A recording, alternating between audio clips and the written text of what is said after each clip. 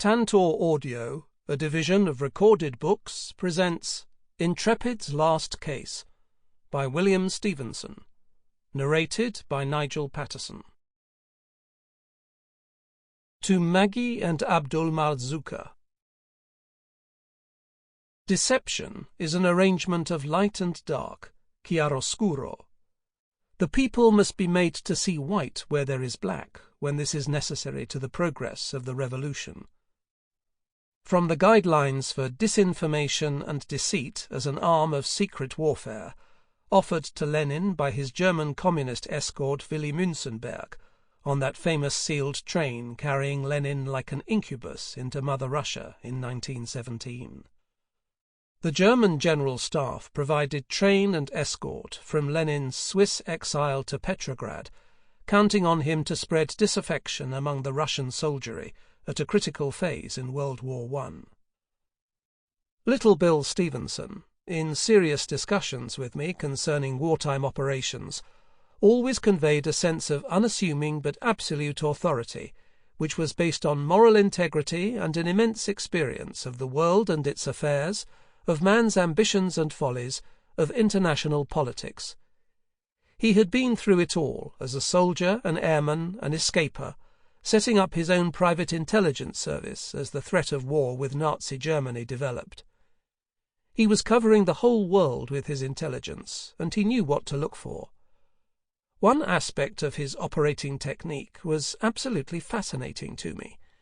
He seemed rarely to leave his New York office, except for some operational purpose where he felt his presence was essential, or else to see some head of state or something that major. But everybody seemed to come and see him, drawn to his office, as it were, by some unseen thread. It was like ancient Greeks going to their oracle at Delphi to pose their multitudinous questions and to get a definitive answer. We always seemed to get from Bill a definitive answer. General Sir Colin Gubbins, Chief of Special Operations Executive, from a tape-recorded interview with the author. Foreword by Major General Richard Heath Romer.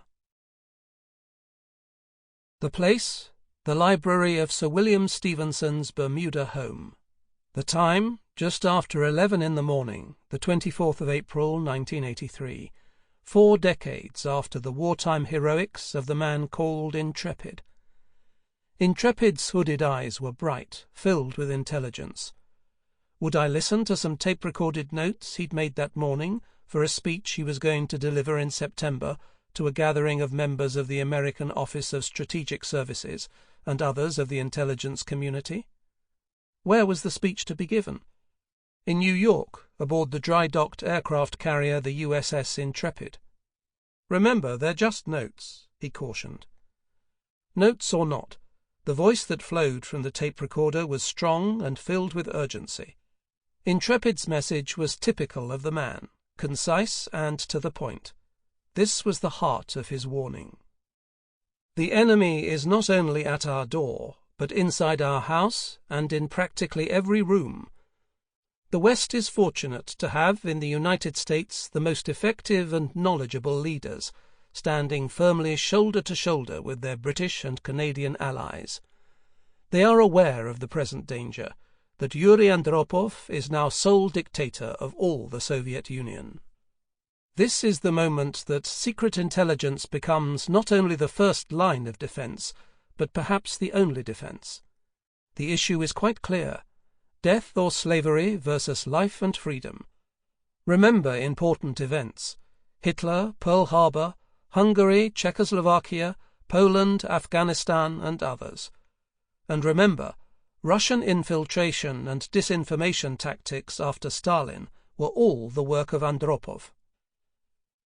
Intrepid's exhortation to make the issue of death or slavery versus life and freedom clear to all the people was a plea to citizens free to speak and hear all manner of opinions in societies where liberty and justice are taken for granted, to citizens unaware of the powerful pervasive forces of Soviet disinformation and the penetration of the Russian intelligence services into every level of the ruling bureaucracies, even into the very heart of the intelligence and counterintelligence organizations of the Western nations. The months and years ahead would be marked by harsh new military and nuclear challenges from the Soviets, and by increased KGB efforts to infiltrate Western security systems, to create more moles, and to steal or buy more and more secret technological information. The KGB agents who populate every Soviet embassy would encourage more marches and protests against the deployment of the weapons upon which the forces of the North Atlantic Treaty Organization and its leading member, the United States of America, must rely for their defense against Kremlin-originated aggression. Intrepid's last case demonstrates the Kremlin's single-minded purpose, even from the early days of World War II, when the Soviet Union was an ally to the West. Even then, Soviet belligerence prompted the defection in early September 1945 of a highly placed member of the secret cipher branch operating out of the Soviet embassy in Ottawa.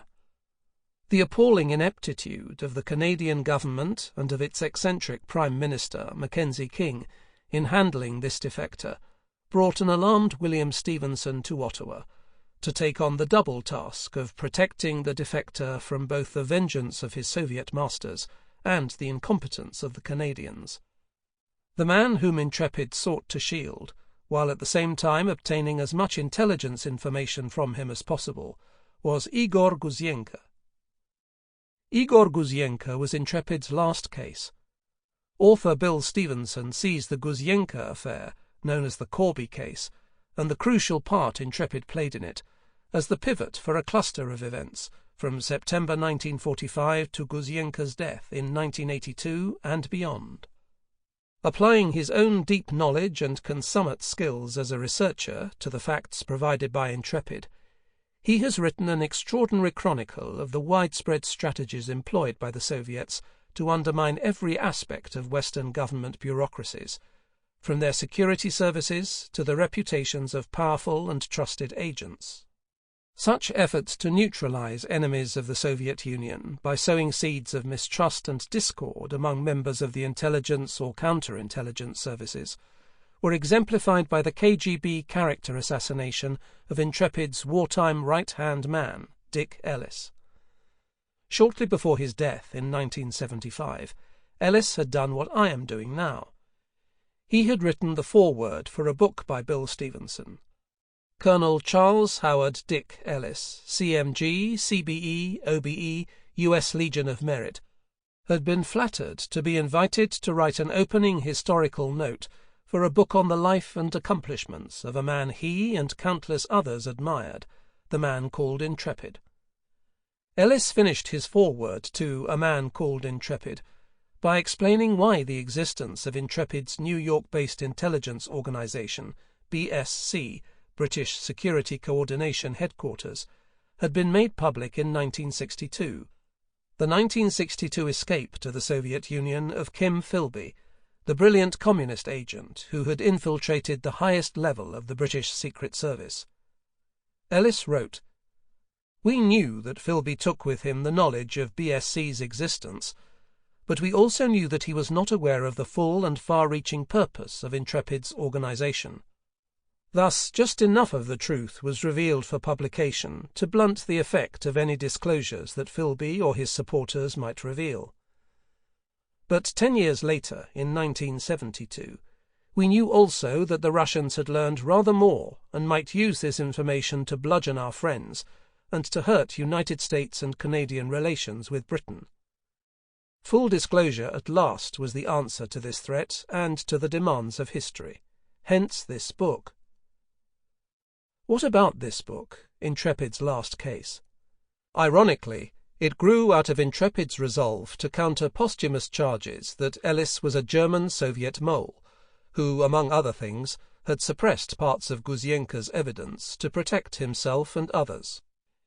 If Ellis's reputation were not cleared, future secret intelligence analysts would think twice about making controversial individual decisions.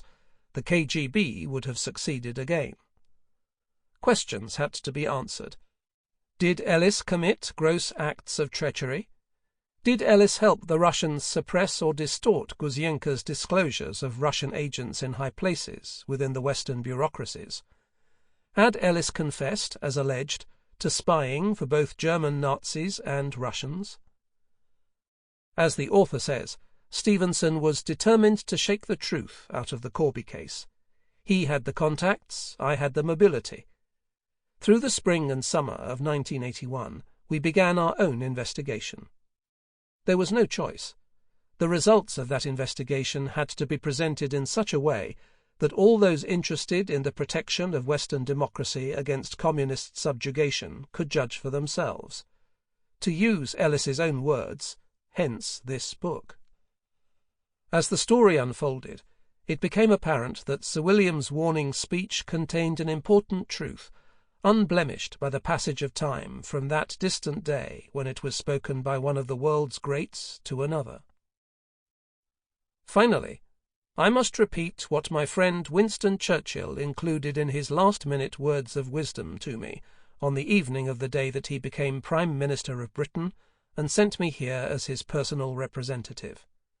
I quote, "The United States of America is the mightiest force in the world, and can remain so. When the nation is united in a righteous cause, it will prevail over all evil interests, over all evil interests." Sir William Stephenson. Preface. Reflections on Sources and Official Lies. When the Soviet Union and ourselves were allies in World War II, Stalin's agents were also waging covert warfare against the West. They were helped by secret agreements by which Western secret intelligence assisted in moving Soviet agents into Nazi-held territories, and shared with the Soviets the weaponry and methods of guerrilla warfare. We seemed to be conspiring in our own undoing. Then Igor Gouzenko, a Russian intelligence officer, defected with proof of aggressive Soviet operations against its allies. This brought all official secret collaboration between the West and the Soviets to an abrupt halt. It was September 1945, the war was over, and the significance of the secret arrangements was suddenly understood by the small handful who knew about them. Gouzenko exposed, for example, spies who had given atomic secrets to the Russians. How did this differ from the official handing over to Moscow of the West's other secrets? That question has never been asked publicly, because the existence of the secret wartime agreements has never been openly discussed. Gouzenko's lonely struggle against the KGB ended in his sudden death in the 1980s. The Soviets had infiltrated Western security, and during the 40 years after Gouzenko decided to make his move, they worked to improve their situation. Gouzenko warned us, but he was silenced by the Russian moles he was talking about. Gouzenko's life was first in danger when the West was treacherously advised to hand him back to the Soviet Union.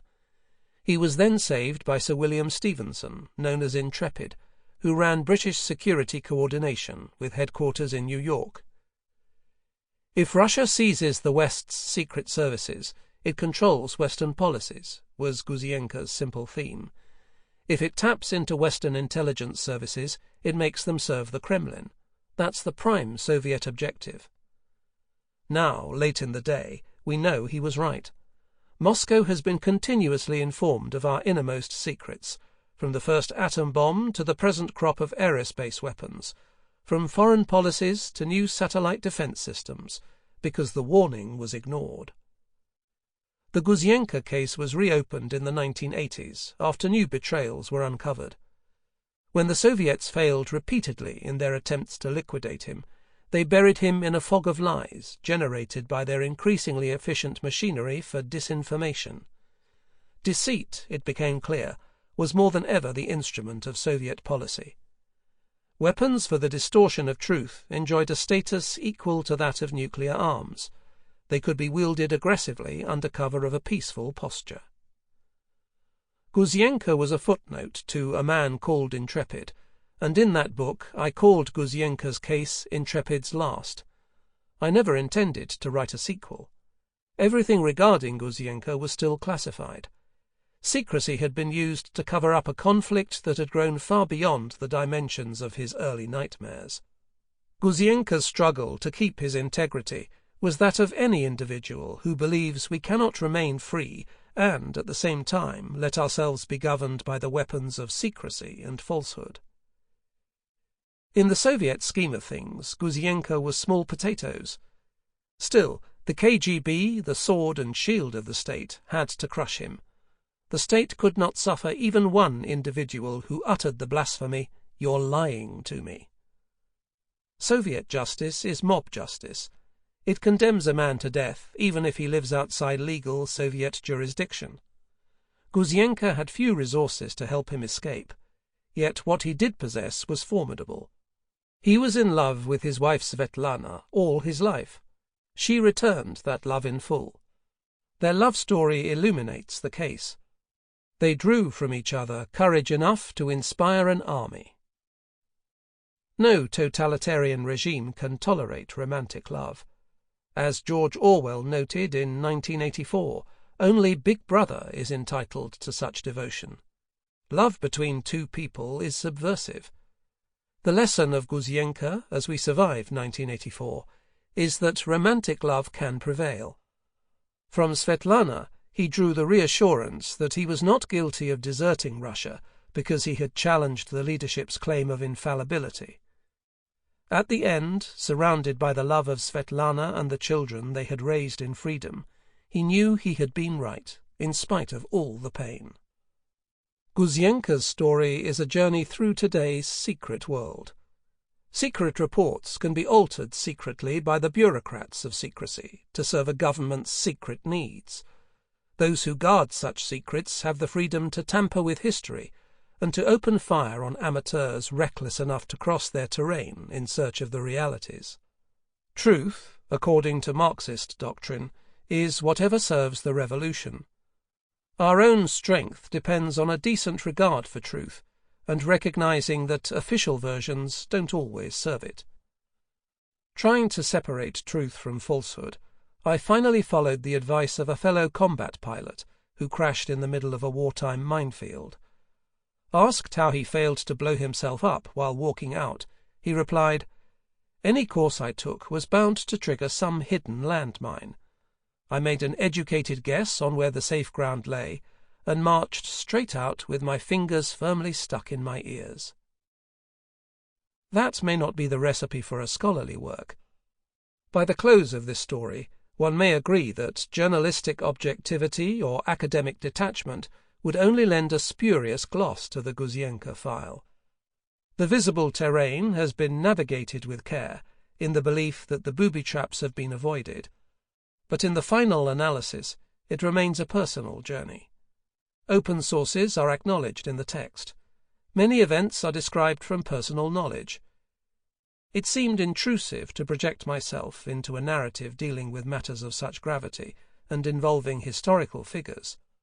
Still, one is entitled to know when the author reports from direct experience. Thus, I was with the nuclear physicist Niels Bohr when Soviet scientists in Kiev disclosed new space projects. It was I who was in the cell of Trotsky's killer and showed him proof of his real identity. It was Communist China's premier who accurately warned of a plot to sabotage the Kashmir princess after inviting me to fly with him on that aircraft to the first Afro-Asian conference. These anecdotes illustrate points in the Gouzenko story, and I have tried to indicate when I myself am the source, without holding up the narrative. One anecdote concerns a Western ambassador who committed suicide in Cairo, fearing he might have to reveal suspected Soviet moles. I talked with him shortly before the tragedy. Now, a KGB-inspired book claiming to list British intelligence agents alleges I was expelled from Cairo while working for MI6. This is totally untrue. I was expelled from Cairo as a foreign correspondent for exposing a former Nazi Jew baiter employed under an Arab name to direct propaganda against Israel. My talk with the ambassador was never made public. Another source was Dick Ellis, a professional British intelligence officer all his working life.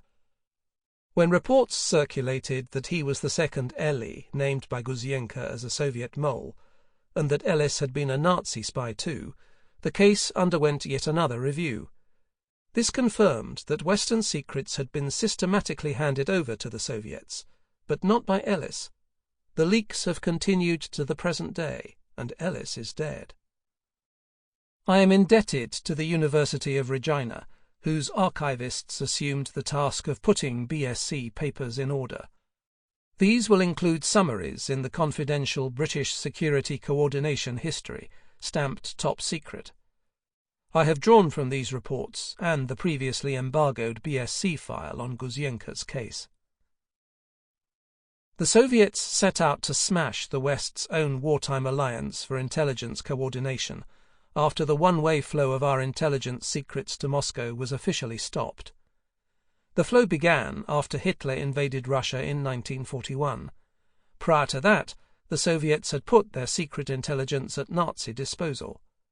The question of who set up the later Soviet-Western arrangements has never been answered.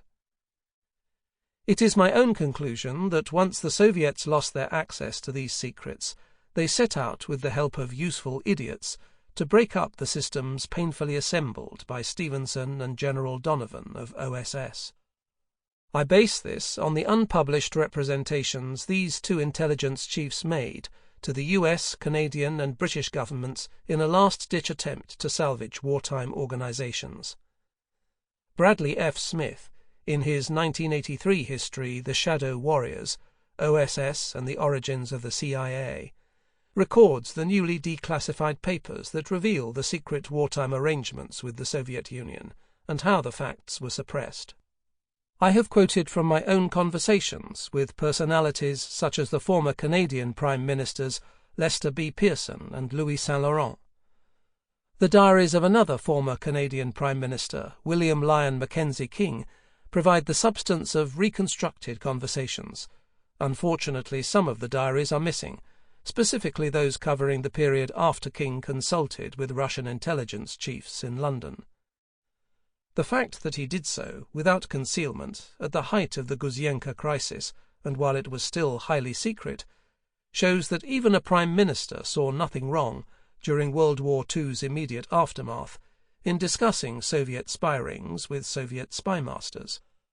The fact that some relevant diaries have been inexplicably mislaid since then indicates some later embarrassment in the climate of the Cold War. The start of the Cold War was marked, in fact, by Gouzenko's disclosures. Ian Fleming was the first to suggest I write about Stevenson's organization. That was when the creator of 007 was in Asia to research his last James Bond novel. Long before 007, Fleming was in British naval intelligence, where I first met him in connection with special wartime operations. I was then a Navy fighter pilot.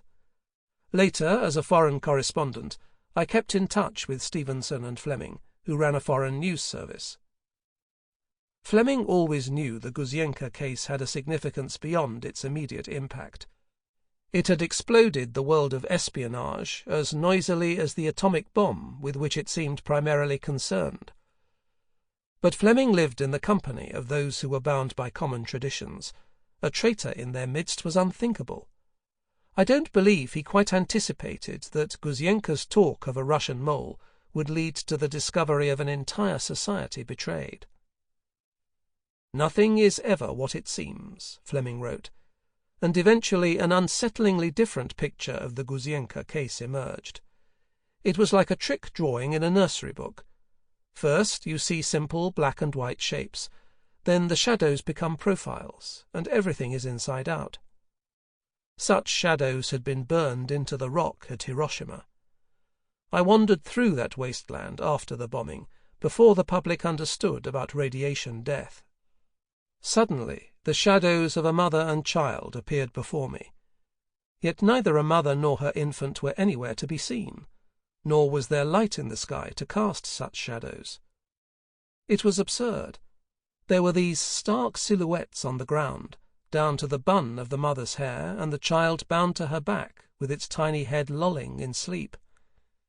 Then I saw that the real woman and the child had been vaporized. only the shadows remained as proof they had ever existed. If we risk becoming shadows on the stonework of terrestrial creation, as others have warned, it is in part because we did not see Gouzenko clearly the first time. He was obscured by chiaroscuro, that arrangement of dark and light advocated by Soviet ideologues. The deception is said to be necessary to the progress of revolution. Misunderstanding is its purpose. Today, a misunderstanding between the superpowers can lead to mad, mutually assured destruction. Do the Soviets know what they're doing? Do we? Officially sanctioned programs of deceit and defamation were assisted by the squabbles between Western intelligence groups after Gouzenko escaped. We cultivated prominent Nazis who lied about their anti-communist dedication. Now the Gouzenko case shows that many of those Nazi turncoats were planted by the Soviets to mislead and divide us. We set aside all moral scruples, and we got what we deserved. Gouzenko believed we could survive on the common integrity and the freedom of ideas at the centre of our society.